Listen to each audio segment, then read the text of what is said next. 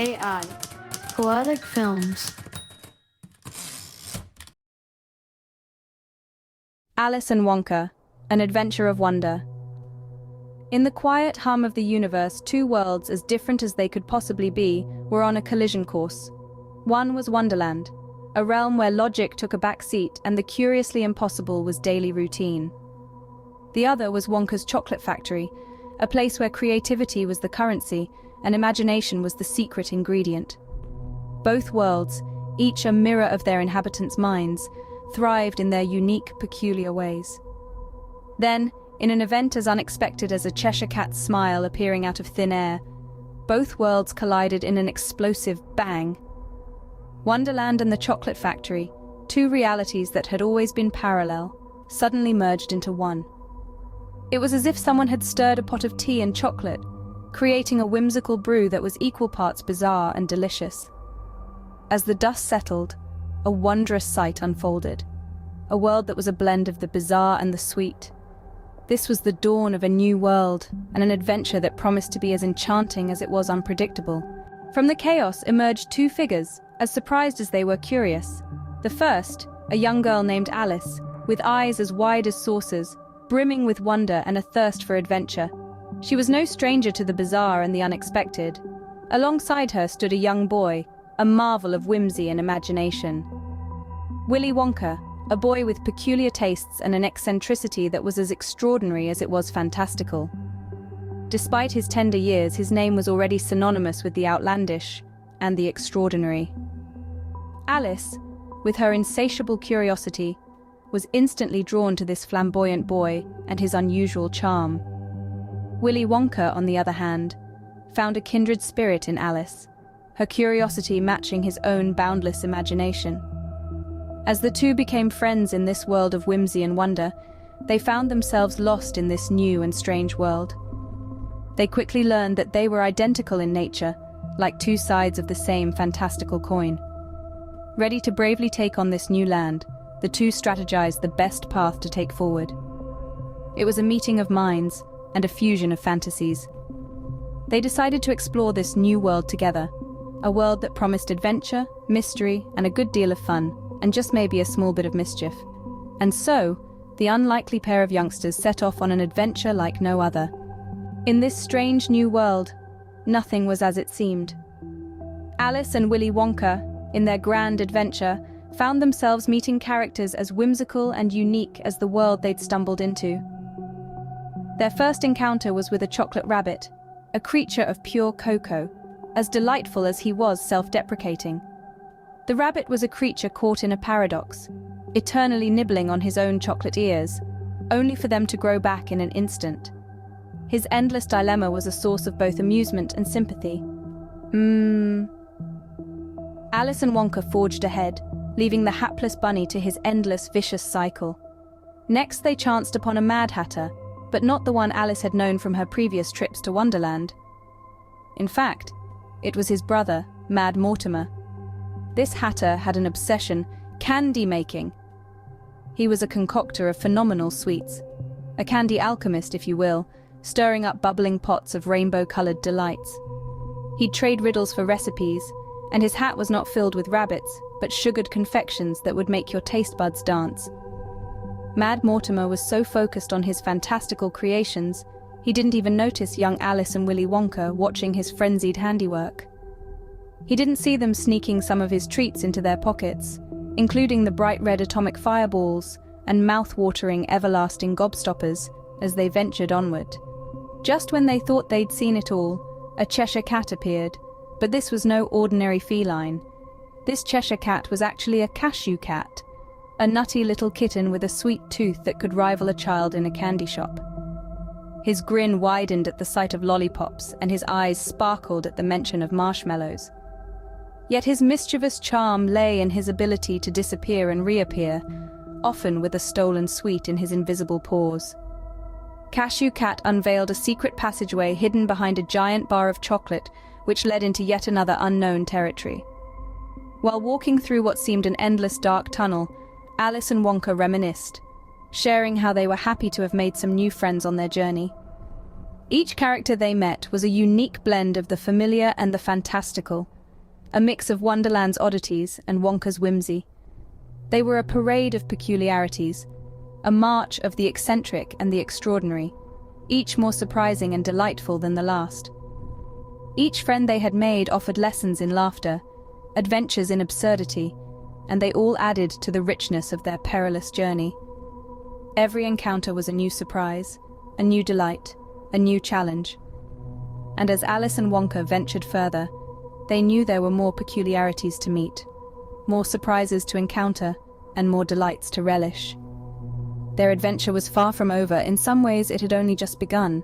Yet, in the midst of their adventure, Alice and Wonka's path crossed with an unexpected ally. The gummy pillar.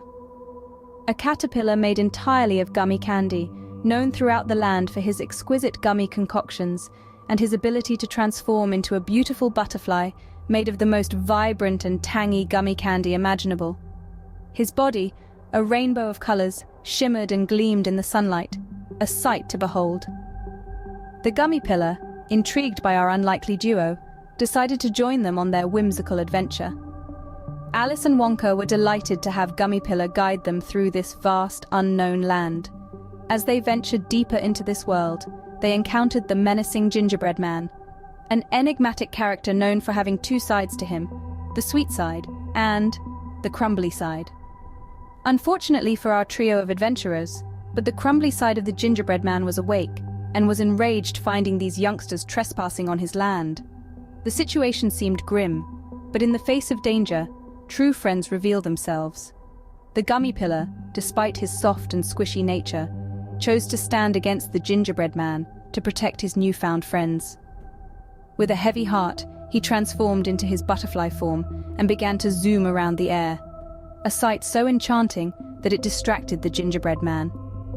Seeing this, Alice and Wonka took their chance to dash to safety. They quickly ducked behind a large peppermint patty as they watched Gummy Pillar flutter and fly above Gingerbread Man's head and snatching hands. Gummy Pillar, seeing his friends hiding only steps away, flashed a final smile before swooping down into Gingerbread Man's face. This gave Alice and Wonka the chance they needed to escape, but at the cost of their newfound friend. The Gummy Pillar, in his beautiful butterfly form, was captured by the Gingerbread Man and was never seen again. As Alice and Wonka fled, their hearts were heavy with the sacrifice of the Gummy Pillar. But they knew, in this world of sweets and scares, their perilous adventure was far from over. They had to press on, keeping the memory of the Gummy Pillar's sacrifice and friendship alive in their hearts. After all, every adventure has its heroes, and every hero has their tale. Although this world of sweetness held a sour twist. As day turned into night, the adventurous duo Alice and Willy Wonka delved deeper. They discovered a forest crafted entirely out of black licorice. The towering trees mirrored jet-black guardians of obsidian, their bark gnarled and warped, manufacturing eerie shadows that danced a haunting waltz under the sugar moon's gaze. The air was heavy with the fragrance of salty anise, but it bore a dangerous undertone, making our adventurous duo's hearts quicken. Suddenly, a massive candy cane, twisted and intimidating, materialized before them, forming an enormous, mystical castle, its striped design contrasting sharply with the surrounding black licorice. Before they could react, a deranged shriek echoed, "Eeeeee!" announcing the arrival of Jabbertaffy, the evil saltwater taffy Jabberwocky. Its eyes aflame with a dreadful intensity, the monster looked like a horrifying blend of nightmares and candy floss. Jabbertaffy was infamous in the licorice forest for his fiery cinnamon breath, and the stretch of taffy it left in its wake. Alice and Willy Wonka could feel its scorching breath on their napes as they broke into a run, their footfalls softened by the squishy marshmallow terrain, making it difficult to gain any measurable distance from the monster lurking closer behind them. With the towering candy cane castle glimmering in the moonlight and the fearsome Jabbertaffy in pursuit, Alice and Willy Wonka quickly hatched a daring plan. They knew that Jabbertaffy had a weakness for gobstoppers. Alice, whose pockets were filled with everlasting gobstoppers, stopped in her tracks and turned to the beast. Alice tossed handfuls of gobstoppers towards the hungry monster. As Jabbertaffy gorged on the hard candies, it became distracted, allowing Wonka to sneak up behind it. Using his cane, which was actually a cleverly disguised candy cane bazooka, he fired a round of explosive peppermints at the Jabberwocky. The peppermints stuck to Jabbertaffy's taffy-like body. Within seconds, the monster was immobilized, encapsulated within a hard candy shell. Breathing heavily, Alice and Wonka retreated to a hollowed-out gumdrop, gasping and giggling, the scare and triumph adding a dash of thrill to their sugar-soaked escapade. Looking Alice deep in her blue eyes, Wonka whispered, "In every sweet world, bitter instances are bound to be present, but a sprinkle of ingenuity can turn the tide." He gave Alice a quick smirk and gave her a wink. Alice gave Wonka a hug, thanking him for his bravery and friendship. Before moving on, Alice and Willy Wonka looked back at their defeated foe, now a glistening statue of hard candy guarding the entrance to the candy cane castle. An exhausted Alice and Wonka found themselves walking through a lush pasture of bright green Easter grass. At the far end of the field, there was a solitary door, without any walls to hold it up. They approached the door, and etched into the wooden surface were the words, "Welcome Alice, welcome Wonka." Huh? Bewildered, the duo opened the door and peeked inside. It was a large ballroom, filled with candies and sweets for as far as the eye could see. A huge chocolate fountain made of colorful cups and teapots was proudly displayed in the center of the room. It was the grand tea party. Alice and Wonka stepped through the door and into the ballroom. It was breathtaking, and suddenly the room lit up and was filled with their newfound friends and residents of this beautifully strange world. This wasn't just a tea party. No, it was a celebration, a showing of gratitude for the defeat of the Jabbertaffy. At the heart of this jubilant celebration, a vast banquet table was assembled. A table that seemed without end, generously laden with deliciously decadent dishes and golden chocolate victor's goblets that echoed their own triumph. This was no ordinary victory feast. But then again, the victors, Alice, Willy Wonka, and the sacrifice of the beloved gummy pillar, were anything but ordinary.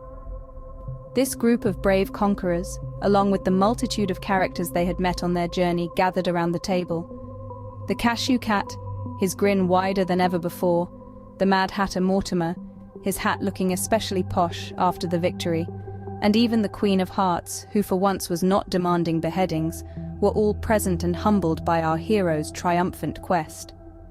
Among the cheering crowd were new faces that had joined them in their battle, the Chocolate River Sprite, the Lollipop Leprechaun, and the Marshmallow Matron, to name a few.